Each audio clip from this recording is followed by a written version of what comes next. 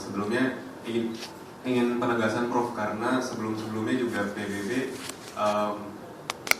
menyarankan ataupun mengusulkan Prof Yusril untuk sebagai cawapresnya Pak Prabowo. Nah, setelah adanya putusan MK ini juga timbul lagi isu soal Mas Gibran yang akan jadi cawapresnya. Nah, dari sini apakah Prof Yusril juga ingin tetap berada di koalisi atau memang dari awal tegas untuk mendukung Pak Prabowo dengan apapun keputusan yang akan terus dilanjutkan? Iya.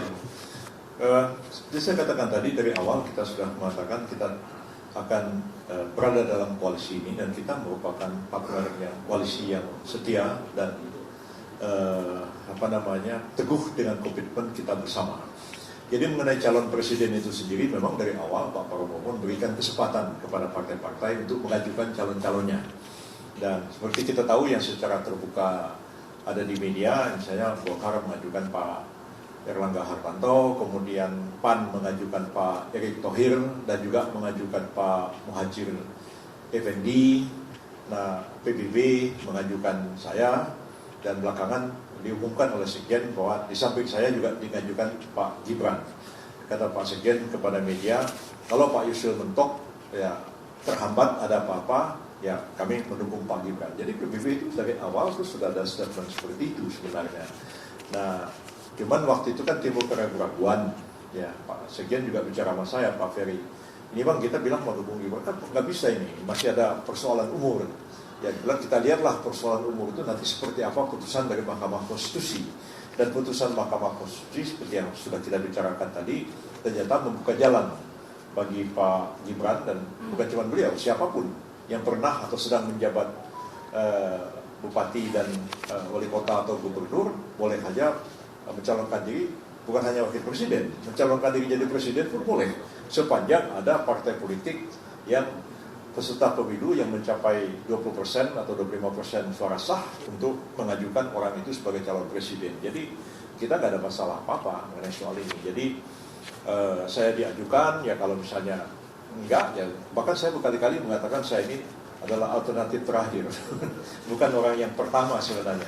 Saya alternatif terakhir jika sekiranya koalisi deadlock susah mencapai kesepakatan, saya barangkali merupakan calon alternatif terakhir yang mungkin bisa dijadikan sebagai satu kompromi di antara semua. Jadi tidak kita yang mengajukan pertama sebenarnya. Jadi biarkanlah mengalir apa yang ada di koalisi ini. Dan Pak Prabowo pun sudah pernah mengatakan pada saya bahwa saya berinteresi aja semua calon-calon ini. Nanti saya pilih-pilih, nanti kan saya akan konsultasi dengan Pak Presiden.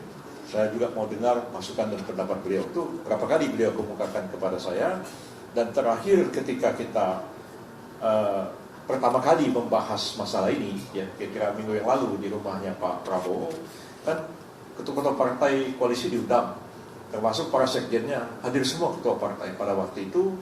Dan Pak Prabowo mempersilahkan ketua-ketua partai untuk menyampaikan usulannya mengenai calon presiden. Masing-masing ngomong, ya sebagian besar mengatakan bahwa kami menyerahkan kepada Pak Prabowo siapa yang akan dipilih sebagai calon wakil presiden, dan apapun putusan Pak Prabowo kami akan terima dan kami akan dukung bersama. Kemudian saya diberi kesempatan mungkin 3 terakhir dari orang yang bicara, dan saya mengatakan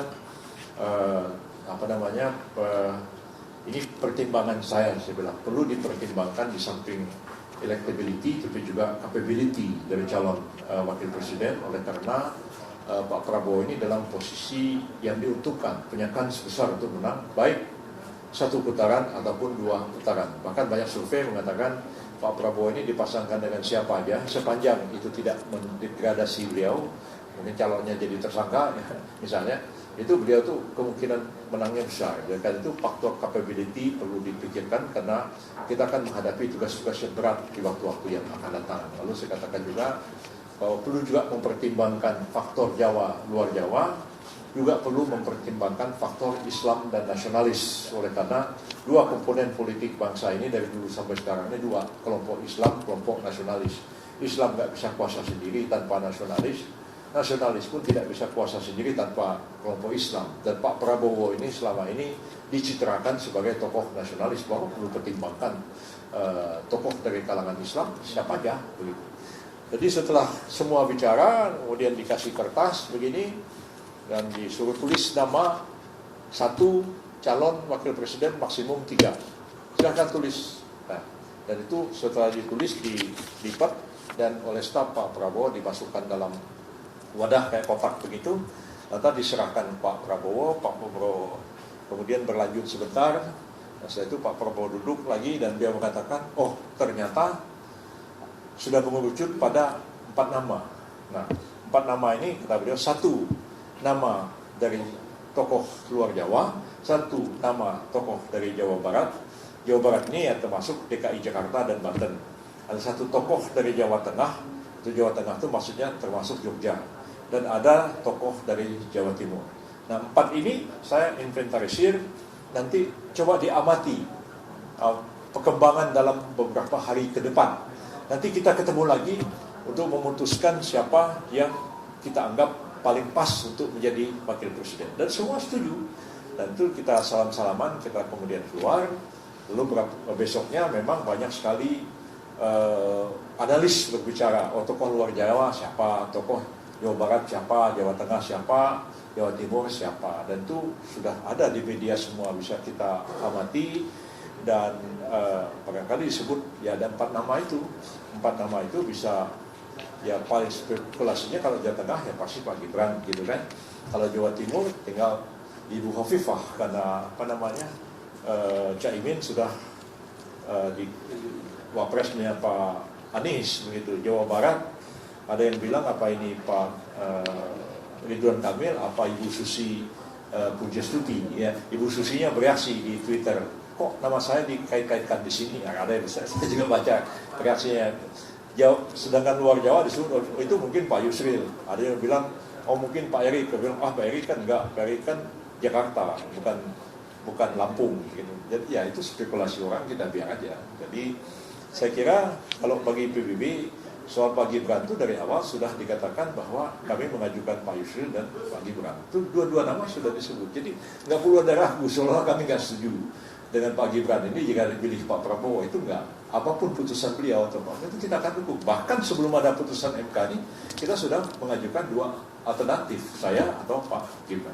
Nah bagi saya apapun putusan Pak Prabowo, saya ikhlas saja. Dan terima aja ya bahwa memang Pak Gibran beliau anggap lebih pantas menjadi wakil presiden, ya kita komit, kita dukung saja dalam koalisi. Saya kira nggak ada masalah.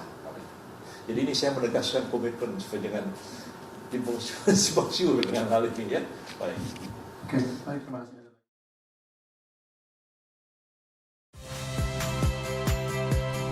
Saya Agin Fridianto. Saksikan terus program-program Kompas TV melalui siaran digital, pay TV, dan media streaming lain. Kompas TV, independen, terpercaya.